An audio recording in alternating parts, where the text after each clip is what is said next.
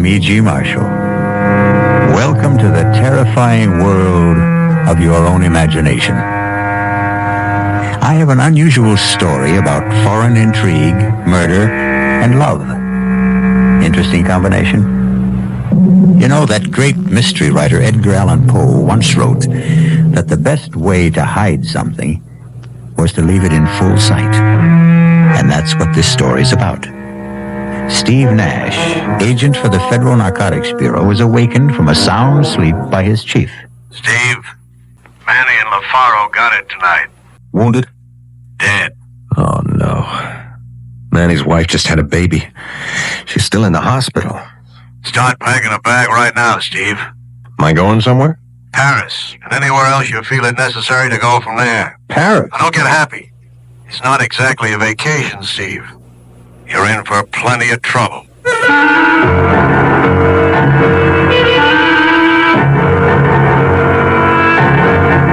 Our mystery drama, Conspiracy to Defraud, was written especially for the Mystery Theater by Sidney Sloan and stars Paul Hecht.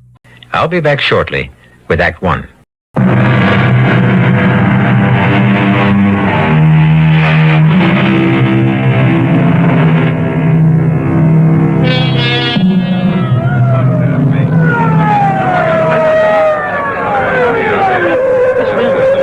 What the police and the Federal Narcotics Bureau believe to be a well-planned and secret bust of a big narcotics ring is taking place in a warehouse district of New York City. Stand by, Sergeant. I'm going to talk to them on a bullhorn. If they don't come out, we go in. Right, I got it. You are completely surrounded. I repeat, you are completely surrounded. Come out with your hands behind your head, and we will not fire. Come out with your hands behind your head, and you will not be harmed. Keep the windows covered. I'm going to blast the lock on the door. That's got the door. Let's go. Looks like there's nobody here. Careful, it might be a trap. This is your last chance. Come out with your hands behind your head. Cover me. Hit the lights. Wait a minute. There's the body. Careful, careful. Chief, it's Manny. He's dead. Manny. LaFaro may be here, too. He's here, Chief. Still alive? No. Dead. They got him, too.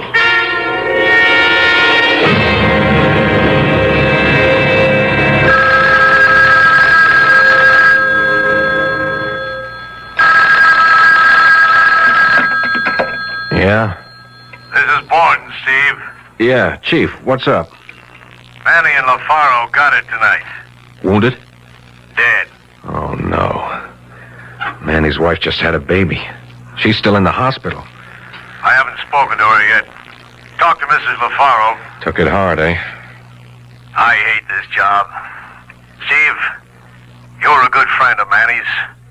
Would you talk to his wife for me? Sure, I'll go to the hospital first thing in the morning. Rotten business. Better start packing a bag right now, Steve. Oh, am I going somewhere? Paris. And anywhere else you feel it necessary to go from there.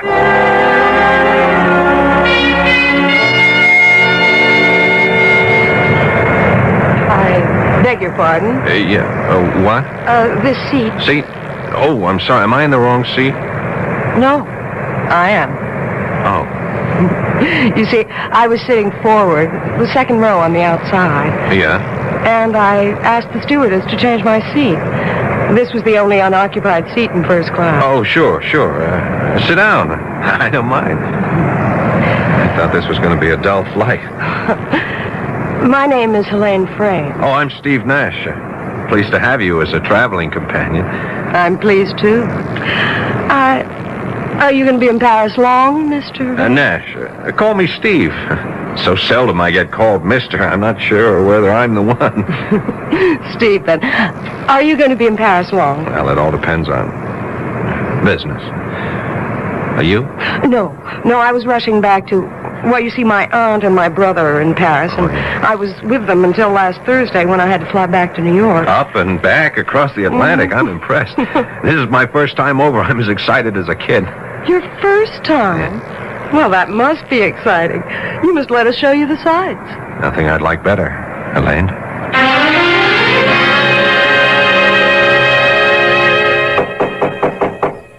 Entrez. Inspector Boivin? Oui. You are Stephen Nash, Federal Narcotics Bureau? That's right. Entrez. Come in, please. I have been expecting you. Thanks. May I say that we are not pleased by this visit. I'm sorry, I didn't set it up. Oh, it is not personal, you understand. But we feel that France is, how shall I say it, is being insulted by the charges that we are the center of the illicit narcotics trade in Europe. Inspector, a lot of heroin is getting into the States. We know it's coming from France. Well, that is doubtful.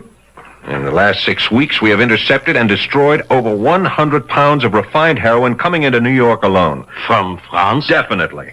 3 men from my department have died in the operation, and that is no exaggeration. Well, as you say, it is foolish for me to fence with you. That is not my job. As I understand it, Inspector, your job is not to question nor to argue. Your job is to cooperate. And that was the information handed down to my boss from the State Department. You may be assured of our cooperation.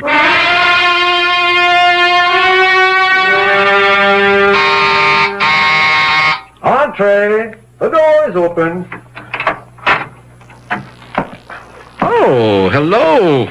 You must be the chap Helene picked up on the plane. Picked up? Oh, that's just a figure of speech, of course. I'm Harrington Frayne, Helene's brother. Oh, hi, I'm Steve Nash. Yes, well, hello. Sit down. Helene should be back in a minute. Just stepped out to a bit of last-minute shopping. That you, Helene? Oh, Auntie. This is that chap that Helene met on her flight back, Mr. Stephen Nash. This is our Aunt Phyllis, Mrs. Starrows. Oh, how do you do, Mr. Nash? How do you do, Mrs. Starrows? Oh, please, call me Phyllis. Mrs. Starrows reminds me of that I'm an old widow woman. You're going to be in Paris long, Stephen? 2, 3 weeks, perhaps longer. Auntie thinks of herself as an unofficial tourist bureau, feels she must take her fellow countrymen under her wing and show them her Paris. Oh, you be quiet, Howard. I just want to be pleasant. Don't you like people who are pleasant, Steve? Yeah, of course. I don't suppose that Harrington or Helene has told you of our trouble. Oh, good Lord, Phyllis, must you tell everyone you meet? Mr. Nash has only been here a few minutes, and you want to burden him with the story. Well, I must say it's rather a traumatic experience, wouldn't you say, Stephen? To lose emeralds worth $150,000. $150,000? Oh, that must be Helene. Let her in, Harrington. Phyllis is angry with me. She always calls me Harrington when she's annoyed. Oh, Helene. Mr. Nash here yet? Oh, indeed, yes. Phyllis and I have been staging a little domestic spat to keep him amused. Well, I wasn't amused, and I'm sure that this nice Mr. Nash wasn't amused either. I'm certain he wasn't. Hello, Steve. Helene. Sorry I was late and allowed my abrasive brother and aunt to put on a show for you. I enjoyed every moment, Helene.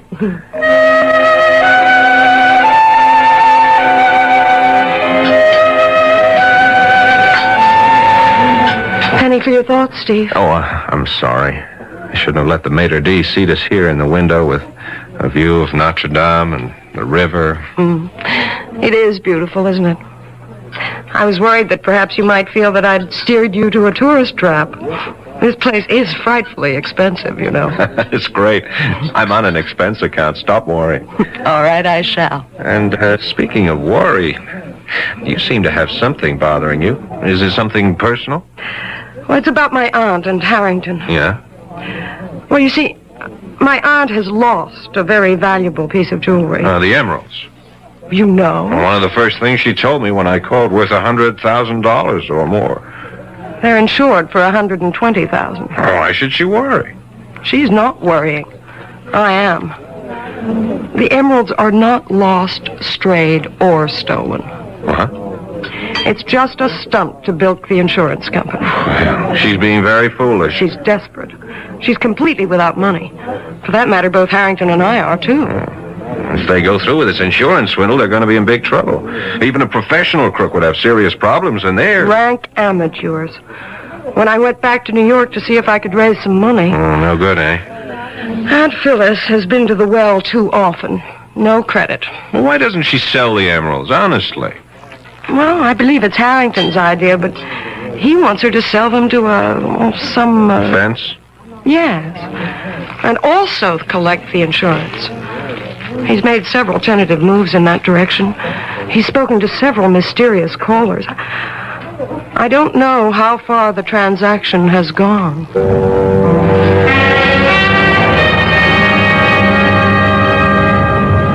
Taxi! Taxi! I can find you a taxi, monsieur. What? You want a taxi? I can get one for you. No thanks, sir. What a town. Even the taxi drivers have agents. You will not make a move, monsieur. It is a revolver that is pressing into your back.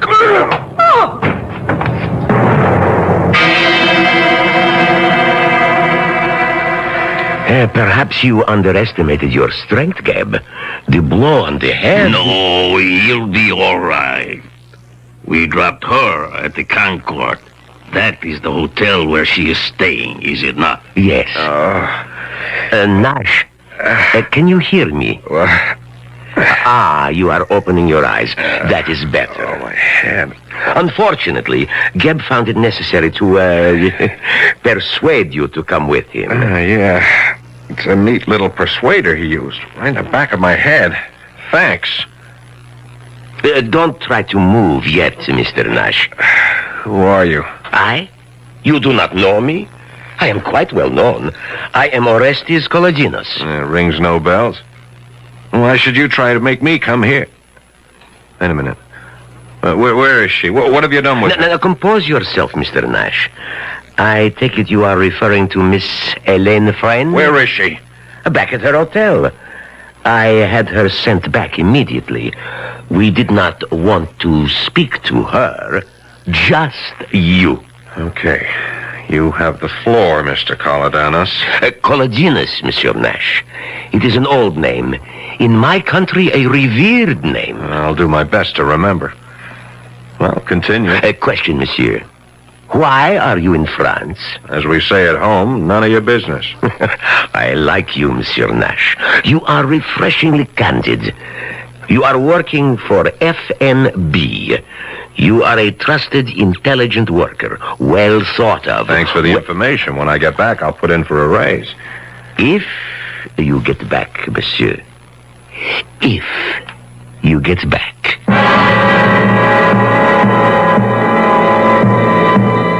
There is no doubt in Steve's mind that Collaginos would and could carry out his threat.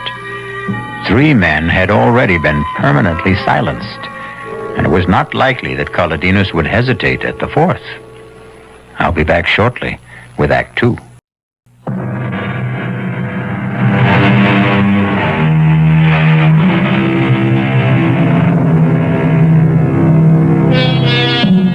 After his meeting with Collaginos, Steve was taken back to his hotel. It was too late to do anything but call Elaine to reassure himself of her safety. It may have occurred to him that his feelings for her were more than that of a casual friend, and the sound of her voice on the phone convinced him of her personal concern for his safety. Steve, you're safe. Oh, I was so worried. They told me that you'd been driven back to your hotel, but I wanted to be sure. I saw that man hit you. There was a car waiting. He forced me into the car, and they dragged you in. Oh, you were so white, I thought... With my hard head, you needn't have worried. I'll tell you all about it when I see you. Well, when? When will I see you? Oh, there's so many things to ask you. I'm sorry, I can't tell you what time. I'll call you again. Okay, Steve. Till then, bye. Bye, darling.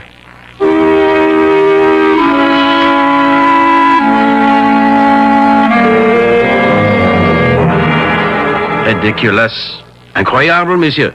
It could not have occurred. I tell you, he told me that his name was Collaginos. It could not be he. It is a, how do you say, imagination, hallucination. This lump on my head is not the result of a vivid imagination, Inspector. And also, I have a witness.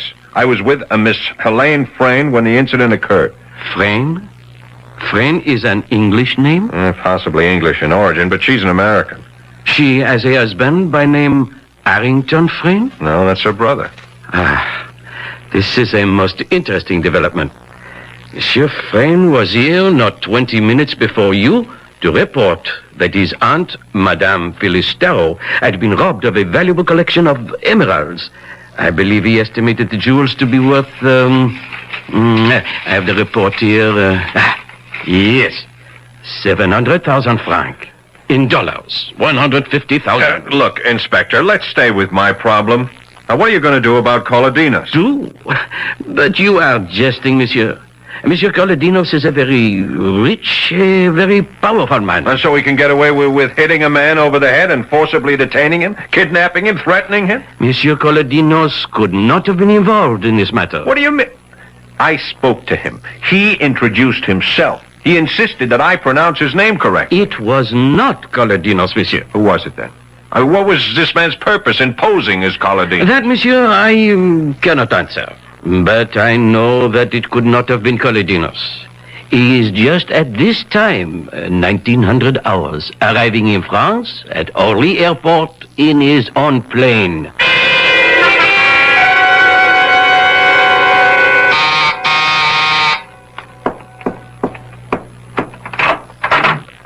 Steve. Darling. Oh, you kissed me. Surprise you? No. I was sort of expecting you to kiss me. Don't you think we ought to shut the door? I wanted to take you in my arms 20 minutes after we met on the plane. I wanted you to 13 minutes after we... Oh, damn, let's ignore it. Yeah, you better answer it. Oh, dear. Yes? Yes, he's here. Steve, it's for you. New York calling. Oh, yeah, I left word at my hotel where I was going to be. Here, darling. Oh, thanks. Hello? Steve, this is Hal Borden in New York. Oh, right, Chief. You get my cable? Yeah, and I have all the info you requested, but I can't give it to you where you are. Incidentally, where are you? Oh, Suite 1013 at the Concord Hotel. All right, it's a friend. All right, now go to the railroad station. Gare du Nord. Near the ticket window on the south side of the station, you'll see a line of 10 telephone booths. Counting from left to right, you'll go to booth 3 at 3 o'clock your time. You better get to it 15 minutes early to be sure it's available. Now, wait a minute, Chief. Let me see if I got it all. Gare du Nord, 3 o'clock, third booth on the south side of the station, counting from the left. Correct. Why all these precautions, Chief? Steve, you are being watched, followed, bugged 24 hours of the day. Don't trust anyone. I'll talk to you later. Bye. Bye, Chief. Well, what was that all about? Oh, it's nothing. It's the business I'm in, Elaine. Oh, it sounds very mysterious. Rushing off to the Gare du Nord to receive a phone call at 3 o'clock in booth 3. Oh, I almost forgot. What? When I came into the hotel just now, the clerk at the desk, he gave me a message for you. Hang on, I got it here someplace. For me? Well, I think it's for your brother. What did I do with it? Ah, darn it. Well, don't be upset. It's probably nothing important. Hang on. I can remember it. It was very short. Just call El Morey. What? Yeah, it was, sounds sort of Arabic. El Morey. E-L-M-O-R-E-Y. Did you ever hear of it before? I know. Maybe. I'm not sure. You seemed a bit upset when I mentioned it. Well, I was, actually. I think it's the man Harrington has been trying to contact. About the sale of the emeralds. Yes. We've had several calls. I've heard him deep in muffled conversation on the phone at least 3 times in the last week. Elaine, you can't let them... You've got to help me. I'm desperate. I can't think how I can stop them. Except by going to the police, as you said. Oh, not that. No. Well, that would be the last resort.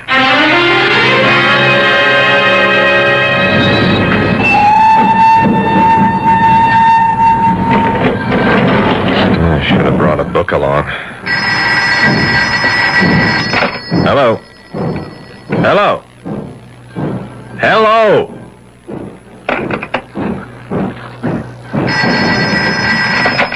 Hello? Hello, Steve? Yeah, Borden. Steve Nash. Steve, is that you? Yeah. Good. I'm glad you got to the booth early. I'm 7 minutes and 35 seconds early, Now Jack. listen, we have reason to believe that we may be bugged right here at headquarters. Here's the info on Kaladinas. He's a rich exporter of olives and olive oil. He's dabbled in other things, art, petroleum, some shipping. But mainly olives and olive oil, eh? Clean? Well, who knows? Then explain why he picked me up, brought me to this place, and gave me more than a gentle warning to get the hell out. I don't get it. He's reputed to be one of the richest men in Europe. Now, here's what I wanted to tell you. We have it on good authority that a very large shipment of raw opium came into Marseille yesterday. It'll take a few days to process, and then the refined product will be slipped out of France for here. Do the French know? They're just being told through official channels. We've asked them to check all personal baggage going out of France. Going out? Big order. I know, it's going to be tough to check. A lot will slip by. We'll have to try to spot it here. Wait a minute, Chief. What is it? Someone just slipped into the booth next to mine. Public phone, Steve. No, this guy I recognize. You know what time it is on my watch? Exactly 3. Yeah, but Steve, what is The that got character I ran into on the street the other night, the one who let me have it on the back of the head. Don't you see? He's in the next booth, probably hooking up some sort of electronic device to listen in on us.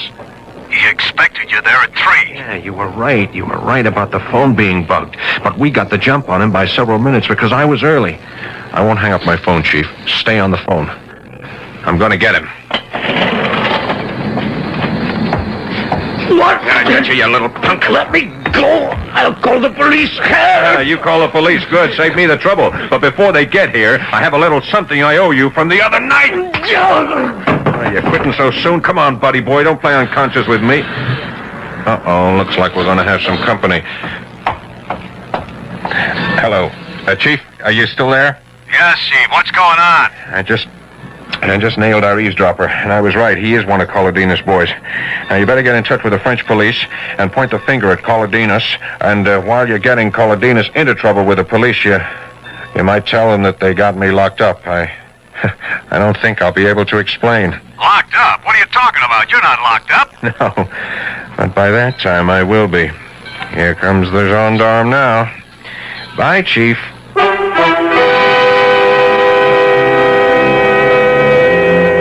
It is one thing to point the finger at Kaladinos. It is another to pin him down.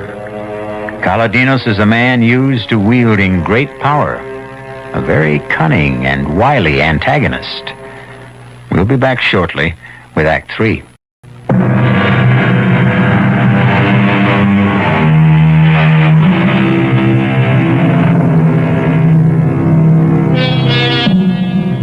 At times, Steve Nash's assignment has him feeling as though he's chasing phantoms. He keeps reaching out to grab something tangible and ends up with empty hands. After 10 days in Paris, he is as much in the dark about the narcotics racket as he was before he came. Kaladinos is probably deeply involved. But Kaladinos is untouchable. You can close the cell door, guard. Thank you. Thanks for being so prompt, Inspector. I didn't think I could stand your Bastille for another 10 minutes. Monsieur Nash, we have received a call from your bureau in New York asking us to come here and release you. How they knew you had been arrested is a mystery. I told him on the phone. You called from here? No. When I was making a call to my chief in New York from a booth in the Gare du Nord. I still do not understand. I knew I was in trouble after I hit that man that Kaladinos sent. Kaladinos? He is becoming, how you say, an obsession. You still don't believe he was the man? No. And I do not wish to continue this useless conversation. You have been released. You may leave. Good day. Hey, wait a minute, Inspector. What happened to the man I hit? He was treated for his injuries and sent home. Hey, let him go. He is Kaladinos, man. He's the one who cracked me over the head and took... Monsieur, I will not listen to more from you.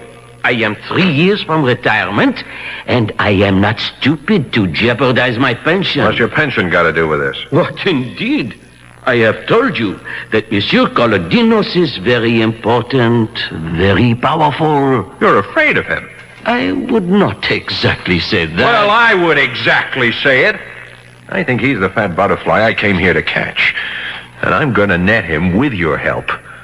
or without it.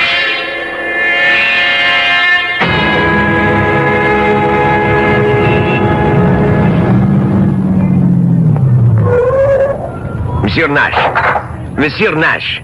Here. Well, Mr. Colodinos, fancy meeting you here. May I give you a lift? No, thank you. My head still aches when I remember my last ride in your rolls. Get in. We're tying up traffic parking here. Come on, you're perfectly safe. Okay. Good. Drive on, Andre.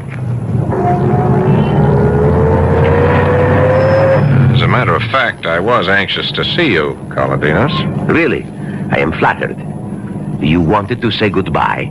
Goodbye. Yes, because you are leaving Paris. Where did you get that information? I mean, how come I haven't heard? You will, monsieur. You will. And you are very lucky, you know? Go on. You are alive. Monsieur Nash, you have been walking in dangerous territory. And do you know why you have survived? Tell me. Because you have been completely ineffectual. Because you have discovered nothing in all the time you have been here. In fact, your superiors are of the opinion that you have wasted your time and your government's money. So I'm going home in disgrace. Friday afternoon. Flight 225 International. Suppose I decide to stay on until I've nailed you. That would be a very unfortunate decision. Learn to quit when you're ahead. You are ahead right now. Well, I want to thank you for everything. All the arrangements. Very neat. Very efficient. Thank you. And now I should like to drop you at your destination. My hotel? I was thinking perhaps that you would be going to the American Embassy. There to call your superior in New York, Chief Borden, and verify the information that I have given you.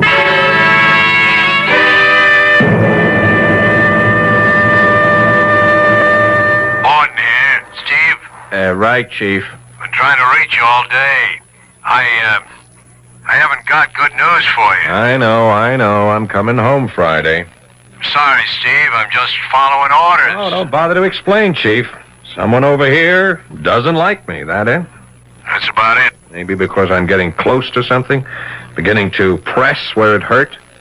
Well, if you want it straight, we got the info that you're having a big thing with a certain Miss Helene Frayne, spending government bread on her fancy restaurants, things like that. Yeah, no mention of Orestes Colodinos in all the memos on me.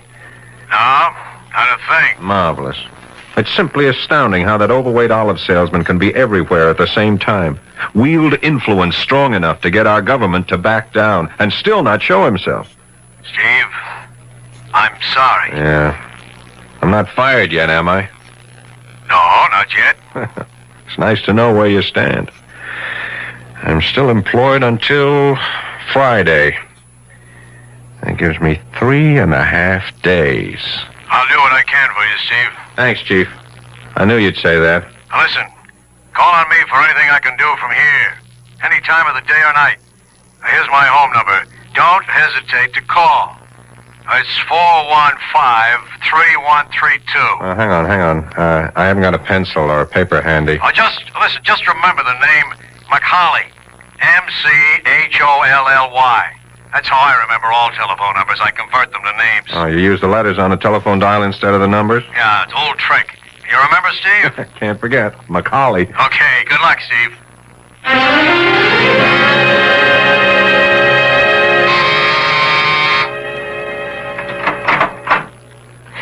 Steve, darling. Hi, Helene.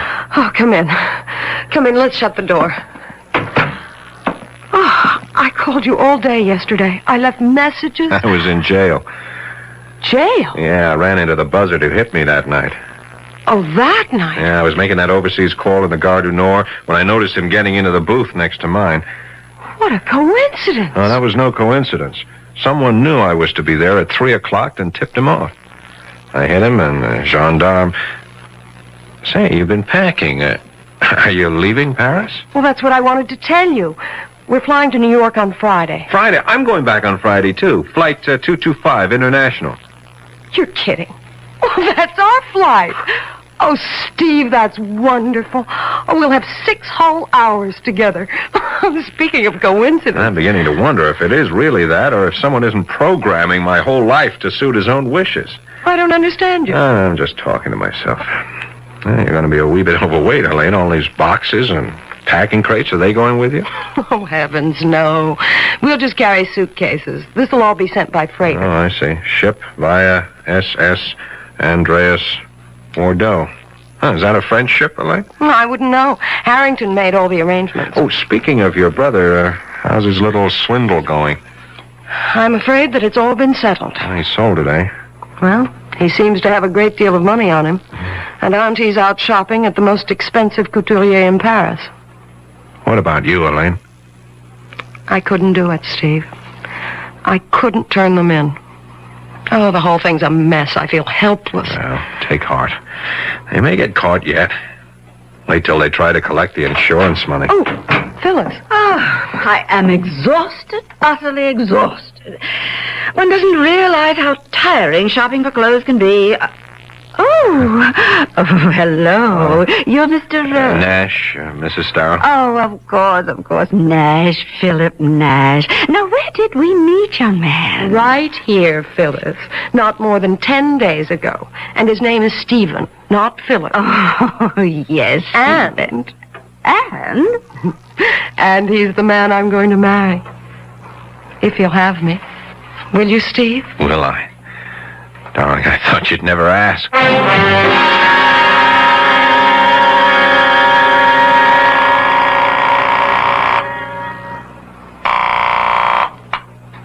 Hello? Chief, Steve. You know what time it is? Yes, 8 o'clock in the morning. Where you are, here it's just 2 o'clock in the morning. I just got to sleep an hour ago. I'm sorry, Chief. I had to call. It's urgent. Chief, I'm in Bordeaux. What the hell are you doing in Bordeaux? I'll explain it to you later. Just tell me this. You mentioned that Colodinos had varied business interests. One you mentioned in passing, shipping? Yes, he has. He owns 2 ships, both under Liberian registry. He uses them mainly for his olive oil company. Would the name of one of them be the SS Andreas? Can't remember the names. The files are at the office. Well, I'll be in Paris in a few hours. Would you check and call me? You sound like you've latched onto something, Steve. I may have. I'll tell you about it when I see you. I'm flying home this afternoon, remember? Yeah. If I have anything, I'll have you to thank. Thanks for the tip, Macaulay.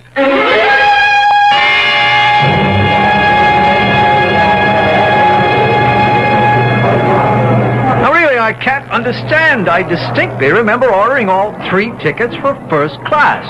Now they tell me that we have 2 first and 1 tourist. Now, don't get so worked up about it, huh? I suppose you expect me to sit in the tourist class seat? No, I shall. Being a martyr, Helene? Nope. But I'll have more charming company in tourist than you, dear brother. Ah, here he comes now. Nash. That's right. Phyllis said he'd be on this flight. Steve, over here. I'm sorry I'm a little late. I had to wait for a call from New York. Hello, Harrington. Hello. Please excuse me. I've got to find Phyllis. She's buying perfume in the duty-free shops. She'll never know what time it is. Don't be too long. They'll be calling our flight any minute. Oh, Steve, I missed you. Where have you been for the last 2 days? Oh, a few things to wrap up before I left Paris. I wanted to take a look at a little more of the country. I may not be back for years, if ever. Well, why didn't you tell me? I'd have gone with you. Mademoiselle, monsieur? Oh, Inspector Boivin. Come to see us off, monsieur? Not exactly. Mademoiselle, Madame Starrow and Monsieur Harrington Frayne should also be present. They are here? They're here, Monsieur Boivin. My aunt is doing some last-minute shopping. Oh, here they are. I've had the most glorious time, Helene. Oh, Miss Nash and Monsieur Boivin. Well, I'm afraid I'm way over my quota. I have bought some big gallons and gallons. Pardon, madame, but we have very little time, and it is necessary that all your luggage be examined before you board. Be examined? At this end? We're going out, not coming in. I am sorry, monsieur. Regulations, if you will be so kind. Regulations? Since when? Tuesday this week. all luggage must be examined before departure. Red tape, bureaucratic red tape. If you'd stop arguing, we'd be through it in a matter of minutes. Quiet, Harrington. Now, Monsieur Boivin, where do we go? Please, be so kind as to follow me. You too, Monsieur Nash. Through this door, please. Our bags are already on the plane. They were checked through. You will find that all your luggage is on that table, ready for examination. Now, the attendants will help you, but we should like you to open your own luggage. Who is first here? That's mine. Open, please. Now, let us look inside the case containing your articles of toilet, monsieur. This is toothpaste. Is this necessary, monsieur? Must you remove and examine everything in the case? Patience, monsieur. I know what I am looking for. This tube is most interesting. Regard, it has been opened at the bottom and sealed again. When one presses firmly on the tube, one discovers that there are unnatural lumps within. We shall see what they are. I take my pocket knife and... there. These are emeralds, wouldn't you say, madame? Yes, they are my emeralds. Now, would you be so kind as to give them to me? Presently, madame.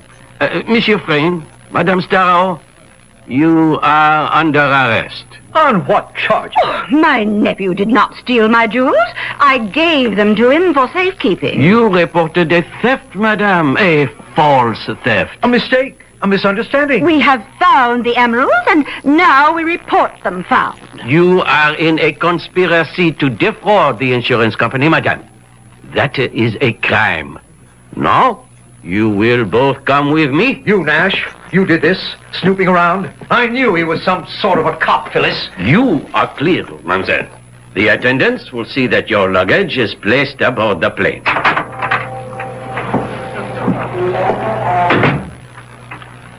So you finally decided to do it, eh, Elaine? Yes. I discovered that the emeralds hadn't been sold yet. Also, that Phyllis hadn't reported the loss to the insurance company. I knew the charges couldn't be too severe and would probably be dismissed. Of course, they'll probably never forgive you. Oh, I think they will in time.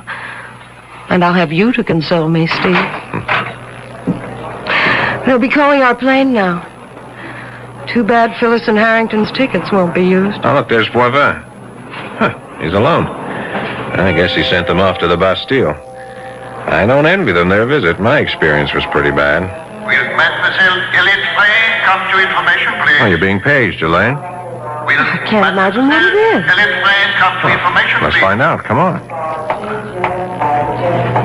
You have a message for me? Oui, madame? Hélène Frayne? Yes? Ah, oui.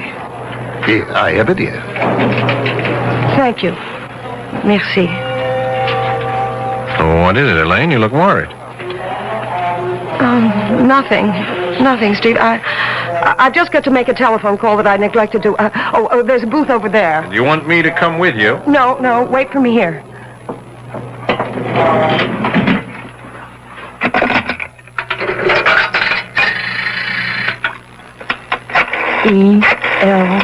ELMOREY.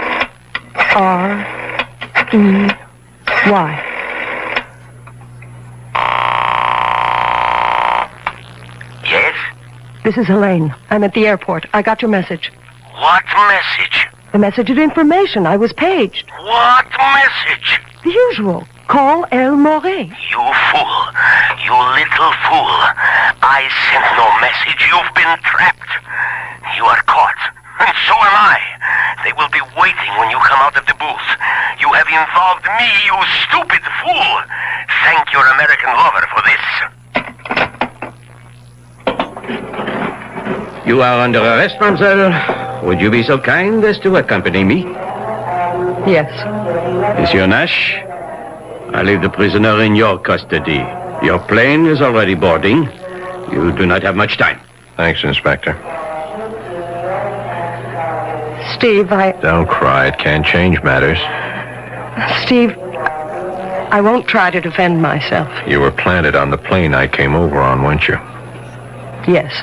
This whole business of the stolen emerald was a diversionary move, eh? Harrington and Phyllis would be caught and the police satisfied with the capture.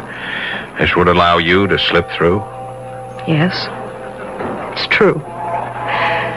It's all true. We were the clearinghouse. The crates we sent to Bordeaux. I know. Narcotics. The ship SS Andreas belongs to Colodinas. I checked it out. Sailed yesterday for New York. 12 gallon tins in the cargo contain heroin, not olive oil. They'll be found when the ship docks in New York. I've wired ahead. I'm sure you have. So this has all been a performance. A charming charade to throw dust in my eyes. No, that isn't entirely true. Come on, Elaine. It started that way, I admit. Please believe me. I love you. Mademoiselle? Yes, I'm ready. Goodbye, Stephen.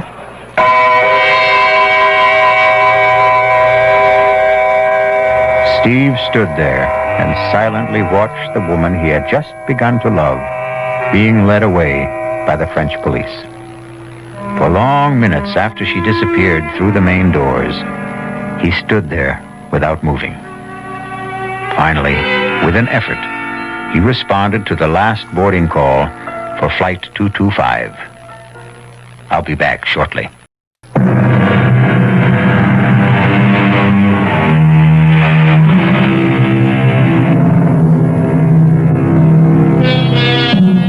When Steve Nash got off the plane in New York, his chief was waiting to congratulate him. But all the praise and promises of a promotion couldn't wipe out the last look on Helene's face. He knew it would stay with him forever. Our cast included Paul Hecht, Suzanne Grossman, Ruth Warrick, George Petrie, Leon Janney, and Gil Mack. The entire production was under the direction of Hyman Brown. And now, a preview of our next tale. Jenny, that stone ain't gold. Then what is it? It's pyrite. What's pyrite? Oh, it's just what everybody calls... Well, it's a sort of metal. Well, anyways, whatever it is, it's real precious to me. It's my lucky charm. Well, that's why you better not let Pa know what you think about it. Why? Well, you know what he's like. He cares about gambling more than he cares about anything, and all gamblers are real superstitious. Now, if he knew you had a lucky piece, especially if he heard the crazy story about you and the school burning down, he'd have it offer you so fast it'd set your head to spinning. It isn't crazy. You heard me wish on the stone for no school, and now there is no school. That was just happenstance. You don't think it happened just because I wished it? Of course it didn't. Then I'm going to prove it to you. Radio Mystery Theater was sponsored in part by new sugar-free Diet 7-Up. This is E.G. Marshall inviting you to return to our Mystery Theater for another adventure in the macabre. Until next time, pleasant dreams.